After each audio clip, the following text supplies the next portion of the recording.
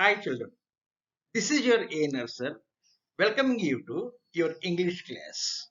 Today we discuss about important annotations from Prose, and this lesson is for Telangana State second year intermediate students.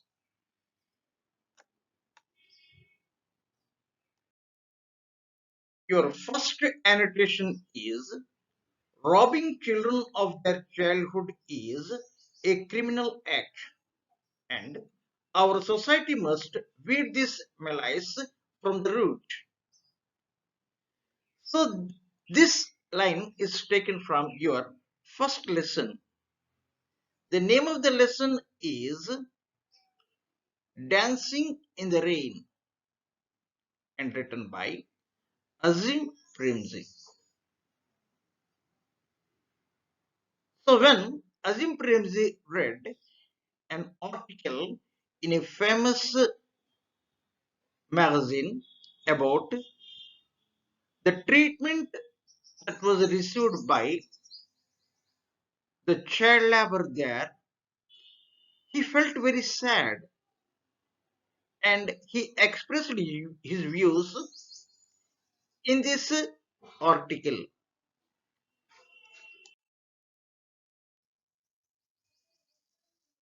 So, first of all, you should write down from which lesson the lines are taken. So, these lines are taken from the lesson Dancing in the Rain, written by Azim Premji. The writer narrates how parents and teachers overloads the burden on children. You see, if the father is poor, then the father would send his child to work in order to get some payment. And if the father is rich, then his father, in order to fulfill his aspirations, would overload the child by the education.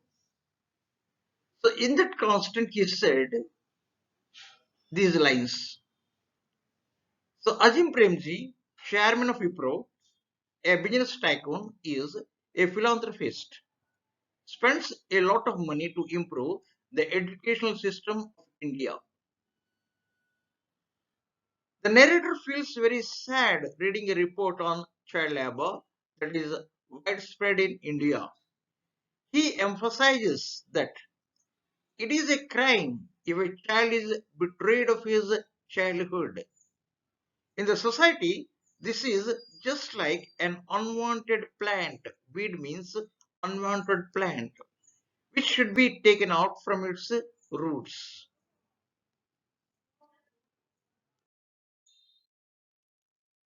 So now, the second annotation, and this annotation is also from the same lesson, Dancing in the Rain, written by Azim Premji. And the lines are like this.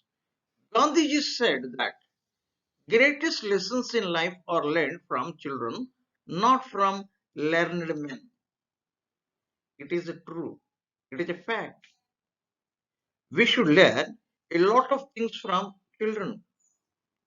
We fear about our failure and we fear being laughed at by others. So what we do, we give up our trials before we become successful in our endeavor. We give up our trials. Whereas children, they do not do like that. Till they become successful, they continue to try. Understood? Though a number of times they fall, still they get up and they try to learn how to walk. In the same way, in order to express their views, a number of times repeatedly they say something though they cannot speak properly. They knew very well everybody is laughing at them. So this thing we should learn from the children.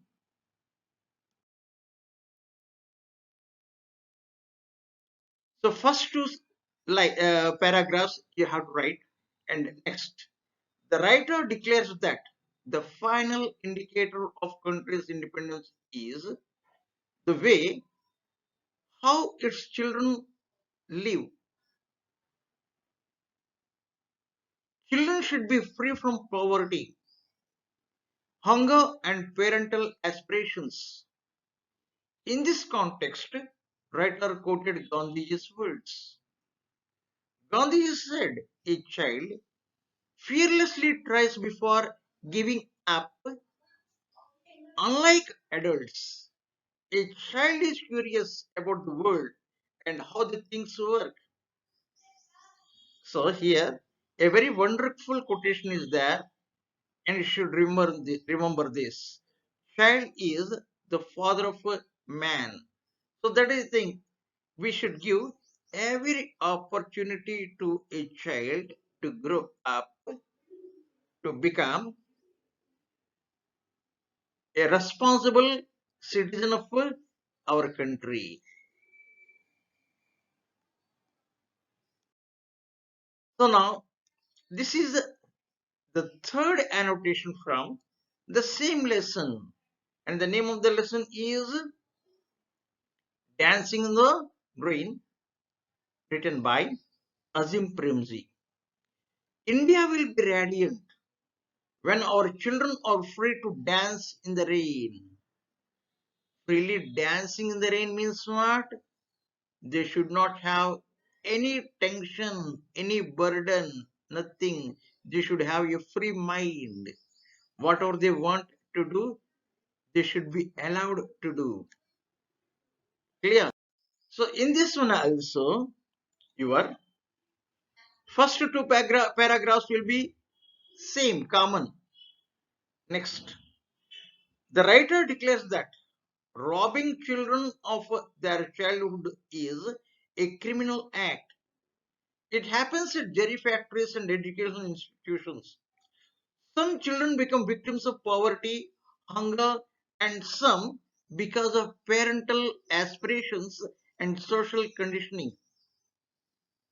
Children should be allowed to meet strangers, explore the world, or pursue their artistic interests. Parents and teachers should have a change in their attitude towards education. And here, this quotation is very aptly said. Children must be educated how to think, not what to think. Let me repeat. Children must be educated how to think, not what to think.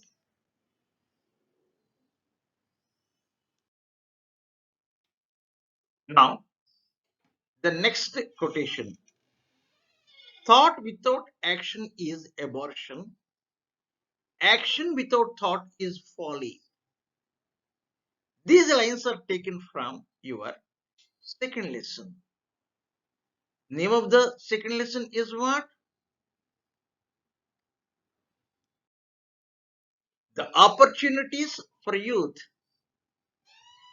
Opportunities for Youth, written by Jawaharlal Nehru. You see, Jawaharlal Nehru very clearly said there are ample opportunities and we should plan properly. We should have some thoughts. We should have a definite thoughts about our action, and whatever thoughts we have, we should put them into action. Then only we become successful in our life. And this thought and action both should go parallel. Both should go parallel. Coordination is needed. Some coordination is needed between thought and action. If they are well planned, if they are well coordinated, both thought and action, one would become successful in his life. So like this also you can write. You can write the name of the lesson and next the name of the author. And next you can explain like this. Jawaharlal Nehru emphasizes the importance of coordination between thought and action. In order to become successful in life, one should put his thoughts into action. The whole exercise would become useless if thought and action do not go together. Every work we undertake should be preceded by careful thought and plan. Thought and action both are important. Absence of any one of them does not serve the purpose. Nehru advises the youth should be strong in both mind and body because weak bodied people do not become successful in their life. So this quotation is aptly said. What? Strong mind lives in a strong body. Strong mind lives in a strong body. So now let us go to another annotation. Then to my surprise, I must confess my relief, she opened it as quietly and with a grace and dignity that would have befitted a queen. She walked to her seat. Let me read again. Then, to my surprise, I I must confess means what? It was not known that she would follow his orders. That is the he becomes surprised. My relief. That means he got relieved. Understood? She opened it as quietly. That means she opened the door very quietly and with a grace and dignity that would have befitted a queen, like a queen. She entered into the class very quietly in a dignified manner. She entered and she took her seat. So these lines are taken from your third lesson, to serve with love, to serve with love, written by E.R. Braithwaite. These lines are taken from your third lesson, to serve with love, written by E.R. Braithwaite. Actually, this is an autobiographical novel. This lesson is taken from a novel written by himself about his life. Autobiography means what? Written by a person about his biography. The lesson presents the challenges of a new teacher and how he succeeds in winning their respect. Listen, a teacher should win the confidence of the students. Then only what are the things the teacher teaches, children listen. The previous day, the narrator had some problem because the students are not properly fed, came from low caste, understood, and they do not know the manners, how to behave in the society.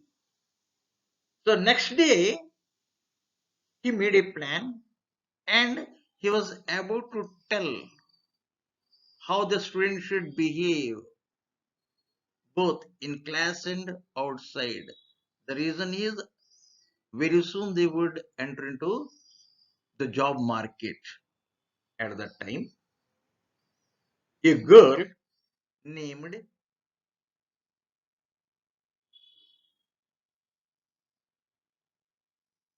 Pamela Dory entered into the class in a rude manner And he asked the girl to demonstrate the best way of entering into the class. So after that, very politely she entered. Clear? Now I think you understood the context of the above lines. So this lesson is an extract from his autobiographical novel. The lesson presents the challenges of a new teacher and how he succeeds in winning their respect.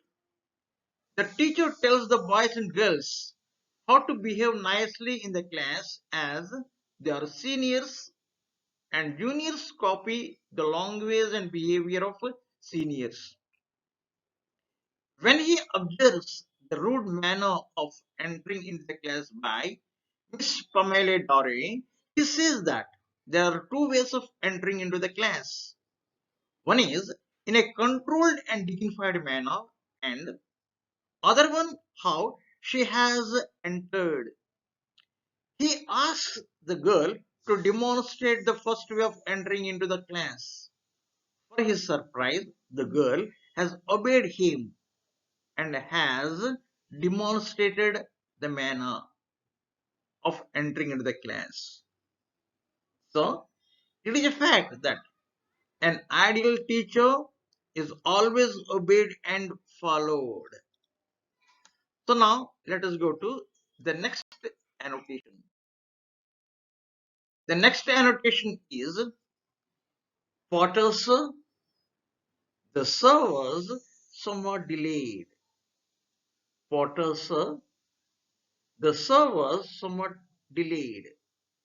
And these lines are also from the same lesson, To Serve with Love, written by E.R. Braithwaite. So now the teacher was telling the manner how they should communicate among themselves. So he said, if the students like, they may address him by his name, like Mr. Braithwaite, or simply Sir.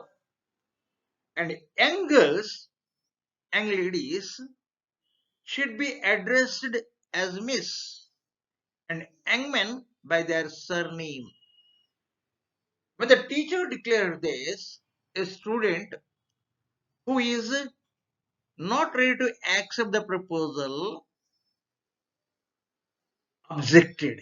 He said, why should they address young ladies by Miss when they know them? Clear? Later, the teacher explained why the girl should be addressed as a Miss. So he convinced. So that boy was convinced. And he said these lines. So here, one good thing we notice. What is that?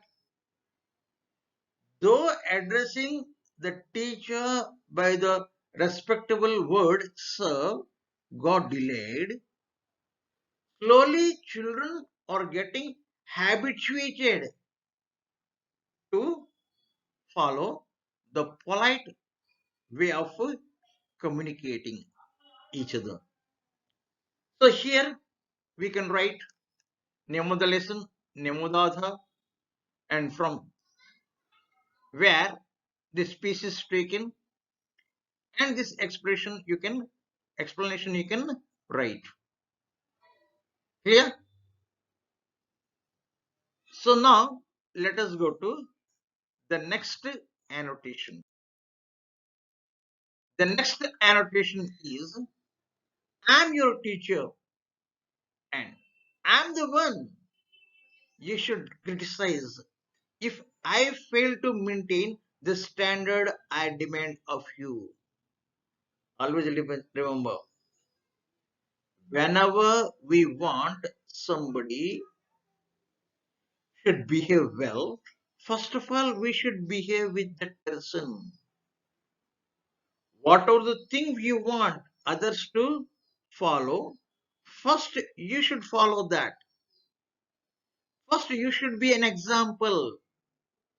See, a number of times I said about your Mahatma Gandhi. So now also let me repeat the same, because maybe some of you didn't listen that story about Mahatma Gandhi. Once a lady approached Mahatma Gandhi and asked him to advise his son not to consume too much sugar. Then Mahatma Gandhi said, okay, I advise. Better you come after 15 days along with your son. So that lady after 15 days again she came.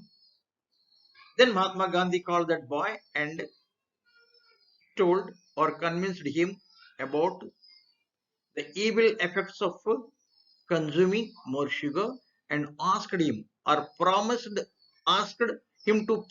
him not to consume too much sugar.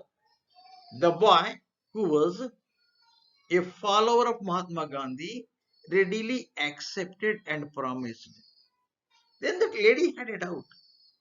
If only this thing is to be told, then why did Mahatma Gandhi delay the issue for 15 days? So she asked, Mahatma, why did you take 15 days to say this to my son? Then Mahatma Gandhi, having a smile on his face, said, I too have a habit of consuming too much sugar.